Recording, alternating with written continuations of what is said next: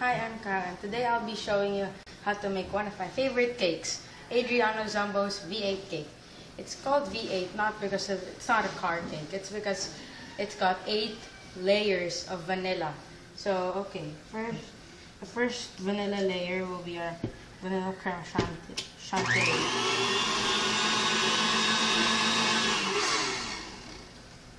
This layer just has cream, vanilla beans, and sugar, and then to stabilize it, there's gelatin there.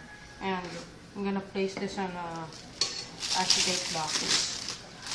This box is lined with acetate so that it doesn't sting. This is a 9x9 inches box. And I'm just gonna pipe a layer of cream and 5 mm thick. This chantilly cream will act as the icing of the cake. It doesn't really have like a buttercream icing or anything. It's the cake is coated with whipped cream.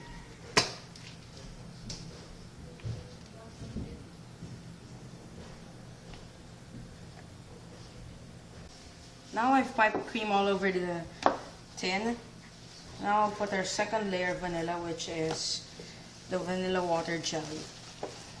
It's got the vanilla and gelatin and agar-agar to help it set, and then vanilla beans.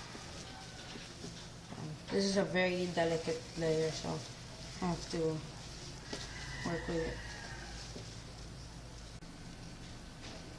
Okay, see? Now I've got the vanilla water jelly here in the tin.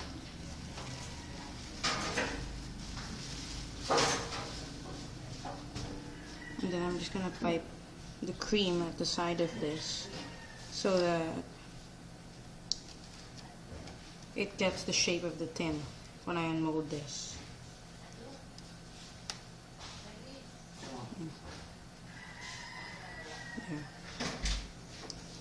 There. Now I'm piping the sides with cream so that it takes the shape of the tin. There. Pipe it all over the sides now. I'm gonna add another layer of vanilla, which is the vanilla burnt butter brulee. First, I'm just gonna add a little so I can stick another layer of vanilla, which is the vanilla macaron. This will just act as the glue, so the macaron will stick on the jelly. This layer, the burnt butter brulee, is supposed to give more dimension to the dish, to the cake, so that it's not too sweet. It's actually gonna give it like an earthy, bitter taste, because you're supposed to burn it, and that gives it like an earthy that cuts off a lot of the sweetness of the cake. Now this is the vanilla macaron. I'll place that here on top, and then that's why I put a little brulee there so it would stick. The macaron just has vanilla beans, and it still has vanilla beans, and then it has egg whites and almond meal, icing sugar. Then I'm just going to put the rest of this burnt butter brulee.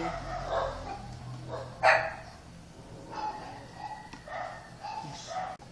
And then the burnt butter brulee, that's why it's put on the macaron, because macaron can easily absorb flavors.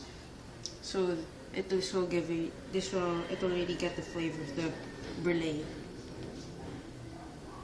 I'm just taking off the brulee on the side so you can only see the cream there. Then I'm just gonna pipe some more cream at the sides, the macaron and the brulee.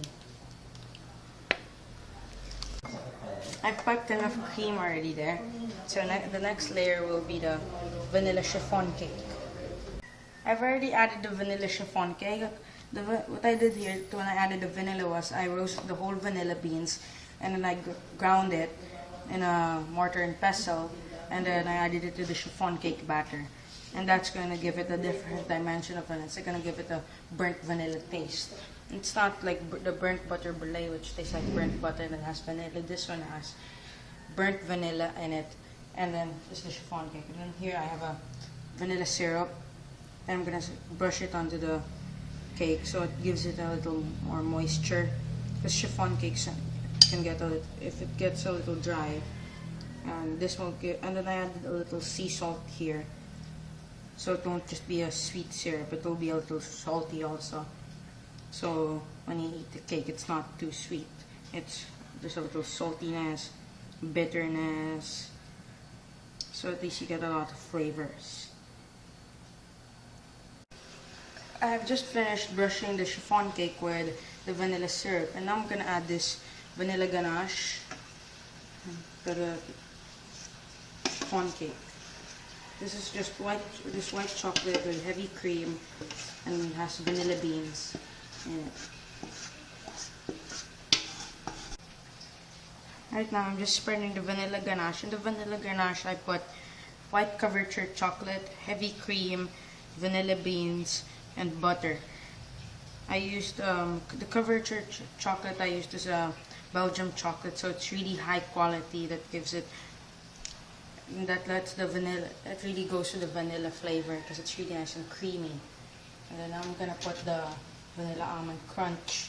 Here I used couverture milk chocolate, and then I made a brown sugar crumble, and then I also have, I made my own almond paste and the praline paste, and then I just folded everything together, and then it has burnt butter and also has the roasted vanilla beans. And then I'm just gonna apply cream at the sides now. Yeah, apply the cream at the sides now. This is the second to the last layer. And this one also has sea salt, which is gonna give it a bit more flavor. Actually, this is one very important layer, the almond crunch. As described by Adriano Zambo, this is one of the layers that give the cake the most flavor because it's got the roasted almond paste, the praline paste, it's got sea salt, it's got milk chocolate, it's got, and I put here fuitin, or in the Philippines, fuitin is almost just like berquillos. And I'm going to put the last layer, which is the vanilla dacquoise, which is a meringue with almonds and sugar. And then you can apply cream at the sides again. And then the cake has to chill for at least 1 to 2 hours in the freezer. But if you, what do you call it? Like in MasterChef, what they actually did was they had a blast freezer, and that's where they chilled it. And then we're gonna unmold it, and then I'm gonna glaze it with a vanilla glaze that's colored with this chemical called titanium dioxide, which I have right here.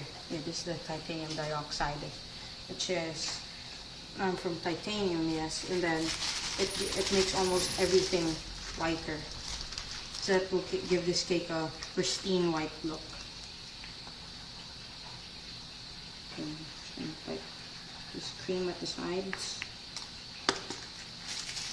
and then this will go in the freezer for 1 to 2 hours, or until the whole cake is set.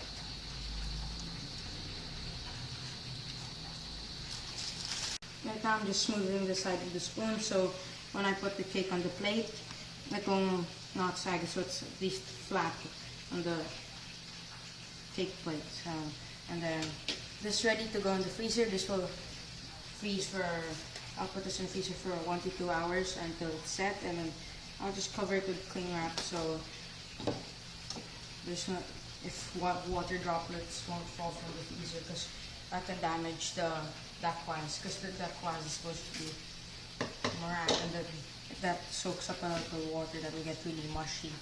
So yeah, I'm gonna put this in the freezer now. See you later. Here's the finished product. Now let's have a slice.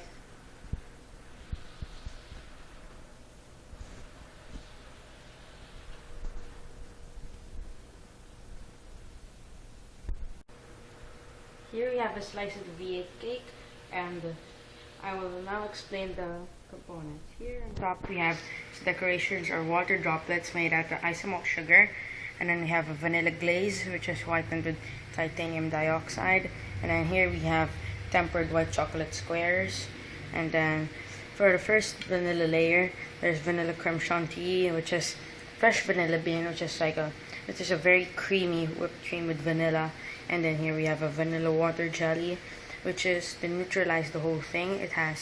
I used agar agar to make it set, and then underneath that is a vanilla macaron, just a basic macaron, and then underneath the macaron is the brulee, and the brulee is burnt and is burnt to give it an earthy taste, and the sea salt to give it a balance with saltness and sweetness, and then that's why it's put under the macaron, because the macaron absorbs flavors very well, so that should absorb the flavor of the brulee.